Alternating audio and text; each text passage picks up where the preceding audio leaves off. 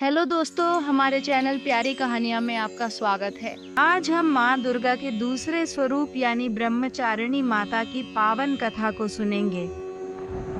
नवरात्रि का दूसरा दिन माँ ब्रह्मचारिणी की उपासना को समर्पित होता है।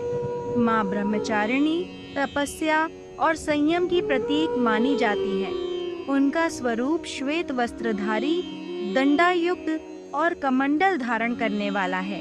वे ज्ञान, वैराग्य और तपस्या का प्रतीक है। उनका पूजन करने से साधक को धैर्य, शक्ति और सफलता प्राप्त होती है। माँ ब्रह्मचारिणी देवी का उल्लेख पुराणों में तपस्विनी स्वरूप में किया गया है।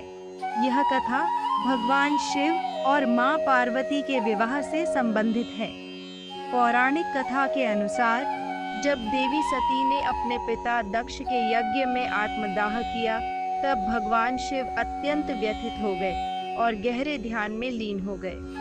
माँ सती ने पुनर्जन्म लेकर पर्वतराज हिमालय के घर जन्म लिया और पार्वती के रूप में जानी गई। जैसे जैसे माता पार्वती बड़ी हुई, उनके भीतर शिव के प्रति एक अनजाना आकर्षण जागृत हुआ।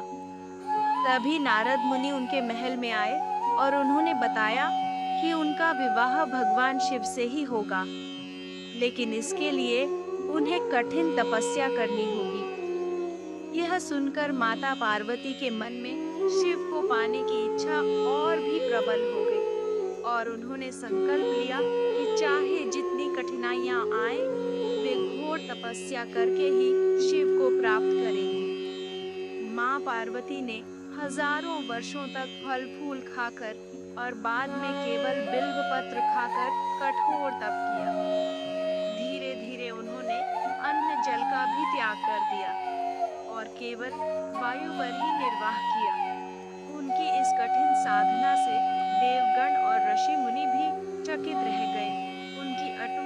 उनकी अटूट श्रद्धा और तपस्या को देखकर स्वयं भगवान ब्रह्मा प्रकट हुए और उनकी आराधना से प्रसन्न होकर वरदान दिया कि वे अवश्य ही भगवान शिव को पति के रूप में प्राप्त करेंगी। दूसरी ओर भगवान शिव, जो संसार से विरक्त होकर तपस्या में लीन थे, वे भी माता पार्वती की भक्ति और तपस्या से प्रभावित हुए और उन्हें अपनी अर्धांगिनी के रूप में स्वीकार किया।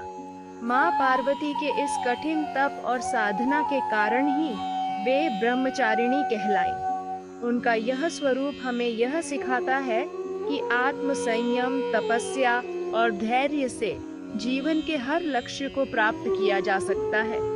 यह कथा हमें प्रेरित करती है कि यदि हमारी इच्छाएं शुद्ध और संकल्प अडिग हो, तो कोई भी बाधा हमें अपने मार्ग से डिगा नहीं सकती। ऐसी और कहानी सुनने के लिए चैनल को लाइक करें, सब्सक्राइब करें और शेयर करें। धन्यवाद।